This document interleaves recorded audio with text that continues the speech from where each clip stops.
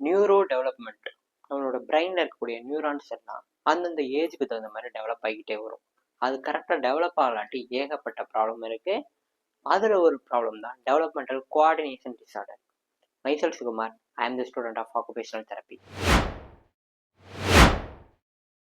Developmental coordination disorder. கோஆர்டினேஷன்னா என்ன?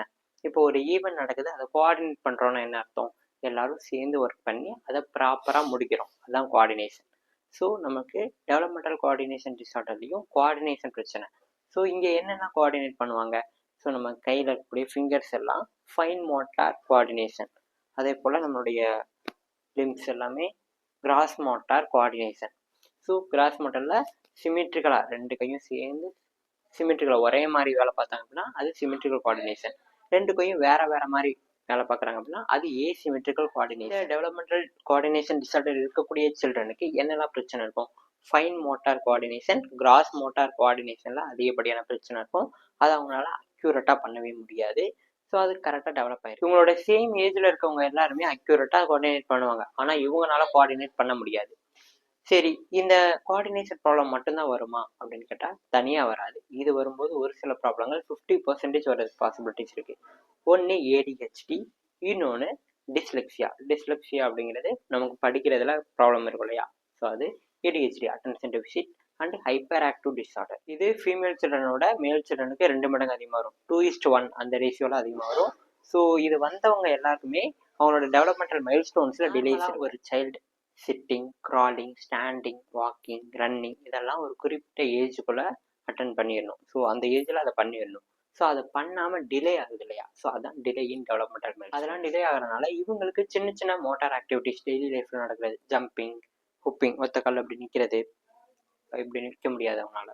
அதே போல் ஒரு பாலை கேட்ச் பண்ண முடியாது, ஒரு ஷூலேஸ் கட்ட முடியாது, கரெக்டாக ரைட் பண்ண முடியாது. இந்த மாதிரியான ப்ராப்ளம்ஸ்லாம் அவங்களுக்கு அதிகமாகவே இருக்கும். ஸ்கில்ஸில் பிரச்சனை இருக்கனால இவங்களால கரெக்டாக அகாடமிக் பெர்ஃபார்மன்ஸும் பண்ண முடியாது. அதனால் அங்கேயும் போராக இருப்பாங்க, போகிற அகாடமிக் பெர்ஃபார்மன்ஸ். எந்த மாதிரி சைல்டுக்கெலாம் இது வர்றதுக்கு அதிக பாசிபிலிட்டிஸ் இருக்குது அப்படிங்கிறத பார்க்கலாம். ஃபஸ்ட்டு ஜெனட்டிக்காக வேறு யாருக்காவது அவங்க ஃபேமிலி ரிலேட்டிவ்ஸில் யாருக்காவது இருந்துச்சு அப்படின்னா அந்த சைல்டுக்கு வர பாசிபிலிட்டிஸ் இருக்குது.